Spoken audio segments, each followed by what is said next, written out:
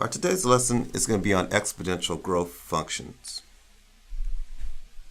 A function by the form of y equals a times b to the x power represents an exponential growth when a is greater than 0 and b is greater than 1. Exponential growth can be modeled by y equals a 1 plus r to the t power. A in this case represents the initial amount.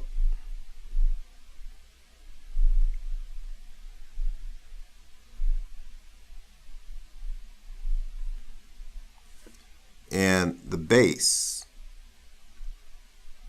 since we're talking about growth, is going to increase. So you're going to use 1 plus r.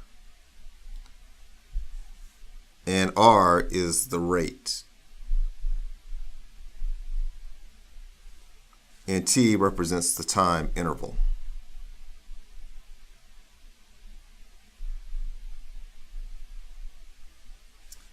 And time could be in years or hours, normally years when we deal with the exponential growth though. For example, Wanda is a coin collector. At the end of 2005, she bought a coin for $2.50. The value of the coin grew at a rate of 20% per year. Wanda decided to sell the coin 4 years later. Write an exponential growth function that models this situation. So we know we're going to use this. You just got to figure out what goes where.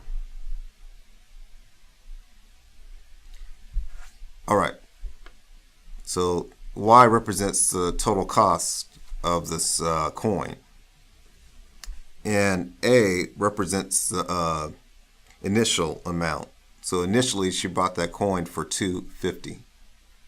So you could put 0.25, 2.5, and then 1 plus, and the rate is 20%. So we're going to put 0.2 here,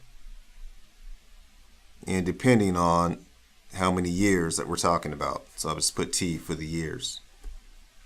In this case, it said 4, so you could put 4 there if you want to know how much that coin is worth after the 4 years later. All right, let's complete the table. Now notice you have some negatives here. There's no such thing as negative time, but what they mean is the years previously. She said she started at 2005. So when we look at 0, we're talking about 2005. Negative 1 would be 2004. And negative 2 would be 2003. And so on. Just going back in time. That's what that means with the negative.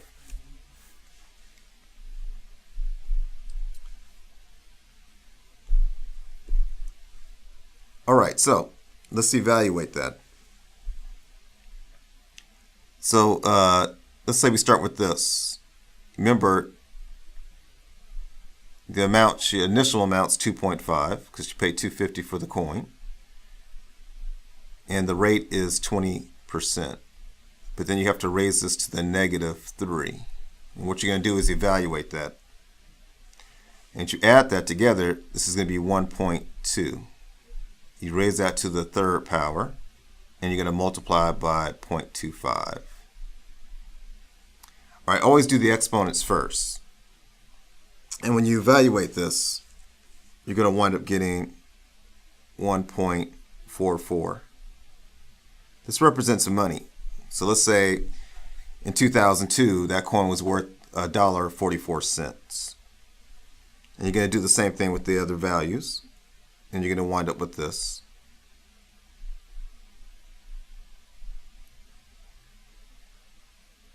And 2 point. And remember, initially, she got the coin for $2.50. So that next year, if you go through this formula, it increased to $3. And then $3.60. And the 3rd year, it went to $4. 32 cents, and so on. If you were to graph this, it's going to have a curve to it, a slight curve, going increasing up like this.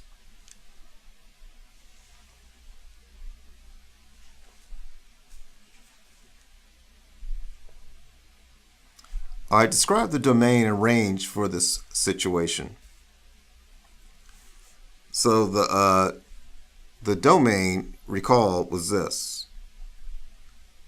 And as I described, the negative represents the years previous.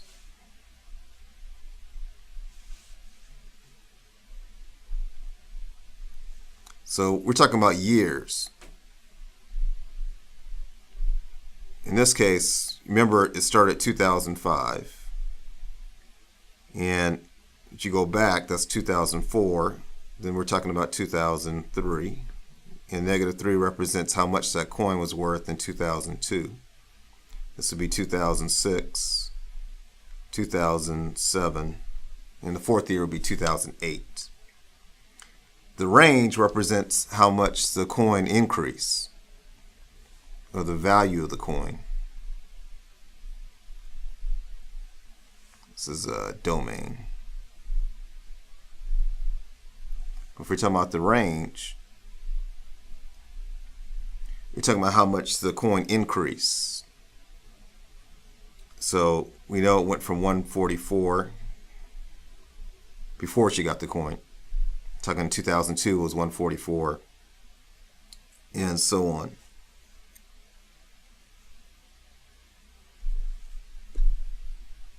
Identify the y-intercept and what does it represent.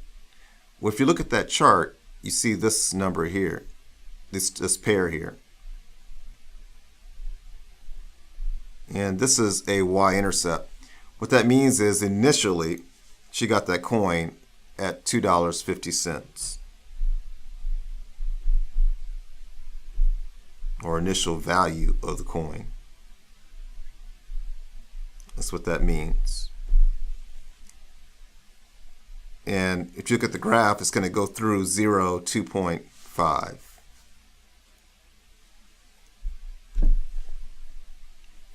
What was the value of the coin at the end of 2003?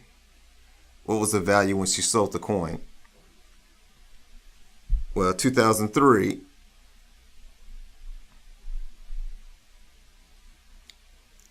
you're going to have to evaluate this.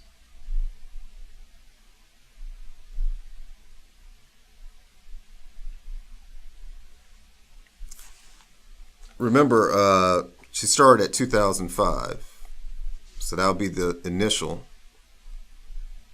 And then that's 2004. So -2 is 2003. And if you evaluate that, you're going to get y equals $1.73. And what was the value when she sold the coin? She sold the coin after 4 years. So you have to evaluate this.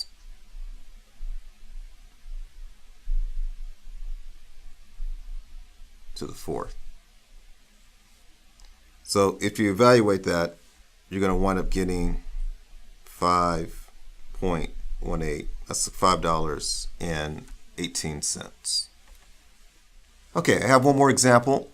Suppose you invest $1,600 on your 16th birthday, and your investment earns 8% interest each year. What will be the value of the investment on your 30th birthday? Well, first of all, your 30th birthday, if you subtract 16, that's going to give you 14. So you're talking about 14 years later from your 16th birthday. So that's important because we're going to use this as the time. And your initial investment is $1,600.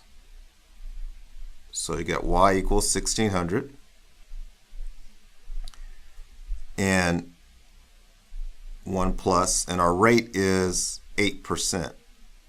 So you're going to put 1 plus 0.08. And you're going to raise that to the 14th. And that's the correct setup. And if you simplify that, you should get this.